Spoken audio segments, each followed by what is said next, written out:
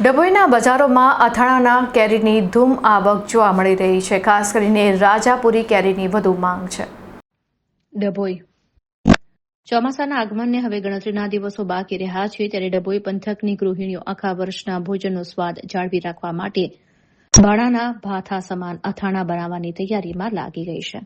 ડભોઈના મુખ્ય બજારોમાં હાલ અથાણા માટેની ખાસ ગણાતી રાજાપુરી અને વનરાજ કેરીની ધૂમ આવક જોવા મળી રહી છે. અથાણા બનાવવા માટે ગૃહિણીઓ ખાસ કરીને રાજાપુરી અને વનરાજ કેરી પર પસંદગી ઉતારી રહી છે. વેપારીઓના જણાવ્યા અનુસાર આ કેરીઓ કદમાં મોટી અને દળદાર હોવાથી ગળ્યું અથાણું છુંદો કે મુરબ્બો બનાવવા માટે શ્રેષ્ઠ મનાય છે. તો ખાટા અથાણાના શોખીનો દેશી અને તોતાપુરી કેરીની વધુ માંગ કરી રહ્યા છે.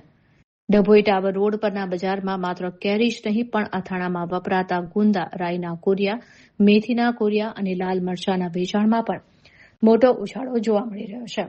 જ્યારે ખાટા અથાણાના શોખીનો દેશી અને તોતાપુરી કેરીની વધુ માંગ કરી રહ્યા છે. ડભોઈ ટાવર રોડ પરના બજારમાં માત્ર કેરી જ નહીં પણ અથાણામાં વપરાતા ગુંદા, રાઈના કોરિયા, મેથીના કોરિયા અને લાલ મરચાના વેચાણમાં પણ મોટો ઉછાળો જોવા મળી રહ્યો છે.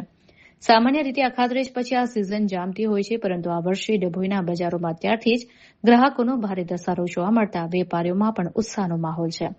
આગામી દિવસોમાં વરસાદની શરૂઆત પહેલા મોટાભાગના પરિવારો અથાણાની પ્રક્રિયા પૂર્ણ કરી લેવા ઉતાવળ કરી રહ્યા છે.